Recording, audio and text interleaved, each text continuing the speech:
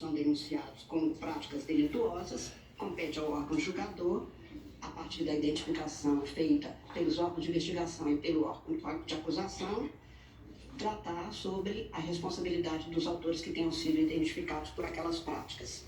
Tudo seguindo o devido processo legal e nos termos do direito vigente. Talvez o diferencial mais candente desta ação penal seja, além do ineditismo do tipo penal a ser aplicado, tentativa de abolição do Estado Democrático de Direito e golpe de Estado, a circunstância de estarmos a afirmar que a lei é para ser aplicada igualmente para todos e responsabilidade, incluída a penal, é para ser apurada nos termos da legislação aplicável e que vier a ser apurado, haverá de ser objeto de julgamento, é que leva tanto interesse por esta ação. A ministra lembrou que em 2025 o Brasil completa 4 décadas de redemocratização com 9 eleições gerais. Ressaltou que as instituições funcionaram mesmo com os impeachments de 2 presidentes e com protestos de estudantes, de caminhoneiros, mas a ministra afirmou que desde 2021 surgiram iniciativas para tentar romper o ciclo democrático no país. Uma sequência encadeada e finalística, arou-se um terreno social e político para semear o grão maligno da antidemocracia, tentando-se romper o ciclo democrático das quase 4 décadas que vinham sendo experimentadas constitucionalmente pelo povo brasileiro. Nunca é demais lembrar que, por mais que se cuide da saúde pública e política de uma sociedade estatal, por mais que se cuide da estrutura institucional, por mais que se cuide de produzir instrumentos ou vacinas constitucionais e legais para se imunizar a sociedade e o Estado de aventuras ditatoriais, em nenhum lugar do mundo, e menos ainda aqui, não se tem imunidade absoluta contra o vírus do autoritarismo que se insinua insidioso, destilando seu veneno a contaminar liberdades e direitos humanos. Carmen Lúcia rejeitou todas as questões processuais apresentadas pelas defesas. Disse que o processo ficou disponível para os advogados, que os réus tiveram amplo direito de se defender e que o Supremo é a instância adequada para o julgamento. A ministra afirmou que era necessária uma resposta rápida do judiciário à trama golpista e ao 8 de janeiro. Que o 8 de janeiro de 2023 não foi um acontecimento banal depois de um almoço de domingo, quando as pessoas saíram a passear. O inédito e infame conjunto de acontecimentos havidos ao longo de 1 ano e meio para insuflar, maliciar, instigar por práticas variadas de crimes conducentes ao vandalismo, haveria de ter uma resposta no direito penal. Não sabiam os agressores do 8 de janeiro que o prédio sede do Supremo Tribunal, na leveza de suas linhas e na transparência de seus vidros, enquanto símbolo da democracia constitucional, é absolutamente intangível à ignorância crassa da força bruta. De todo inútil para os que perseguiam a destruição do patrimônio físico do Supremo, que na verdade é patrimônio do povo brasileiro. A democracia brasileira não se abalou. Os prédios foram reconstruídos. A hora é de julgamento. O Estado democrático brasileiro se aperfeiçoa porque o Brasil é um país e somente com a democracia um país vale a pena. A ministra afirmou que ficou comprovado que os réus se organizaram para atacar o Estado Democrático de Direito e o sistema eleitoral.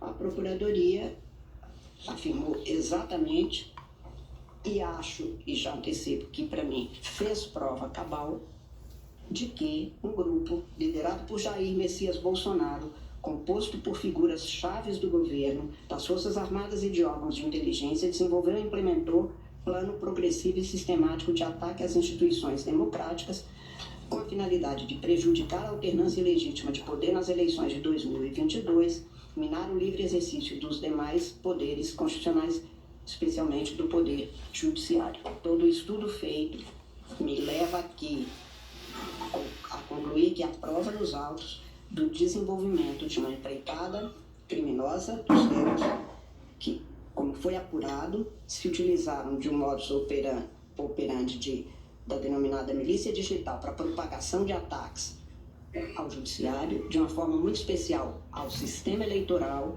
às urnas eletrônicas, e a urna tem um peso enorme quando se fala sobre urna. Tudo que se inventa a respeito de algo é para plantar uma desconfiança, e mais adiante eu falarei.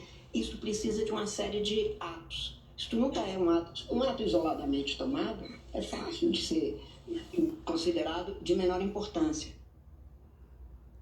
O relator, ministro Alexandre de Moraes, fez então uma parte. Ele reafirmou o que já havia dito no voto de terça-feira, num contraponto ao voto de ontem do ministro Luiz Fux. Moraes ressaltou a existência de uma organização criminosa liderada por Jair Bolsonaro que ameaçou, usou violência e praticou vários crimes com o objetivo de perpetuação no poder. Segundo Moraes, tudo fartamente comprovado e seguindo uma linha temporal. Não foi combustão espontânea, não foram baderneiros descoordenados que, ao som do flautista, todos fizeram fila e destruíram a sede dos três poderes. Foi uma organização criminosa. Essa organização criminosa, liderada por Jair Messias Bolsonaro, tentou simplesmente se apoderar do Estado.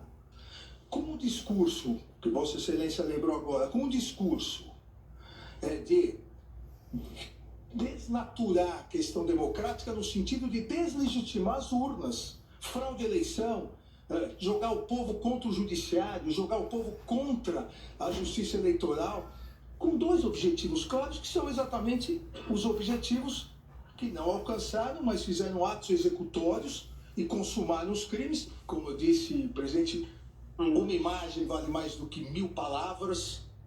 Ou esse ministro se enquadra, ou ele pede para sair.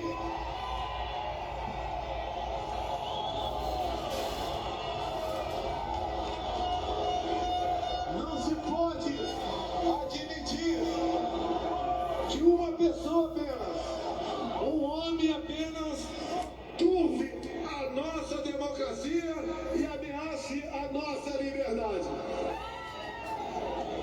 Dizer a esse ministro que ele tem tempo ainda para se redimir, tem tempo ainda de arquivar seus inquéritos. Arquivar os inquéritos. Ou melhor, acabou o tempo dele. Sai, Alexandre de Moraes! Deixa de ser canária!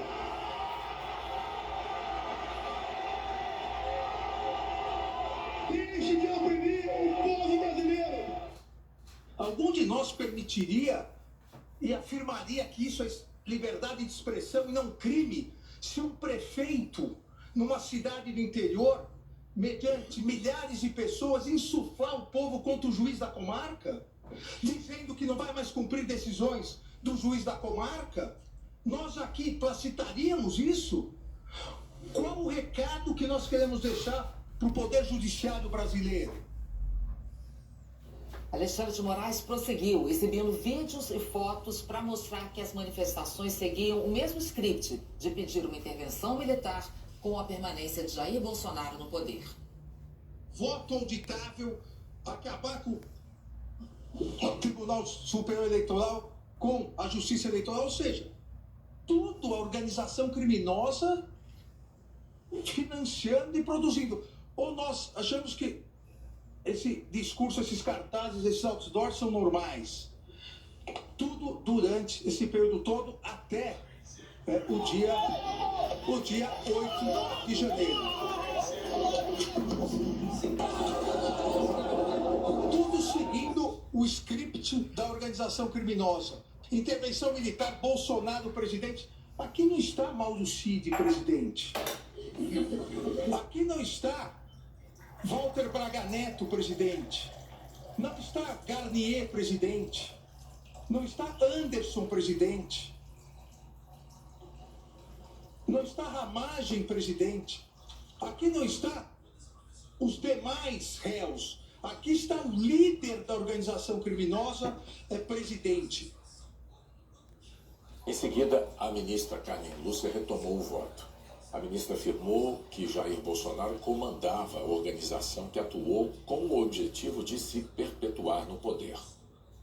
Jair Messias Bolsonaro praticou os crimes que são imputados a ele na condição de líder da organização criminosa. O procurador alegou que teria estruturado na propagação de desinformação sobre o sistema eleitoral e ataques aos poderes constituintes e seus representantes, a instrumentalização de instituições do Estado, a cooptação de comandos militares para a instituição das providências antidemocráticas de intervenção, planejamento de atos de neutralização violenta de agentes públicos, instigação das manifestações. E o que mais se alega para tentar desfazer o que foi acusado é que não há formalmente assinatura. Até onde a gente tem de algum conhecimento da história, realmente, passar um recibo no cartório do que está sendo feito não é bem o que acontece nestes casos. É diferente do alegado, aliás, ele não foi tragado para o cenário das insurgências, ele é o causador, ele é o líder de uma organização que promovia todas as formas de articulação alinhada para que se chegasse ao objetivo da manutenção ou tomada do poder. A ministra indicou de forma individual as provas que foram reunidas contra os 8 acusados e votou pela condenação de Jair Bolsonaro, Almir Garnier, Anderson Torres, Augusto Heleno, Mauro Cid, Paulo Sérgio Nogueira e Walter Braga Neto por organização criminosa, abolição do Estado Democrático de Direito, golpe de Estado, dano qualificado e deterioração de patrimônio tombado. Carmen Lúcia condenou Alexandre Ramagem por 3 dos 5 crimes. Ele não responde neste momento por dano qualificado e deterioração do patrimônio tombado. A seguir, o voto do ministro Cristiano Zanin.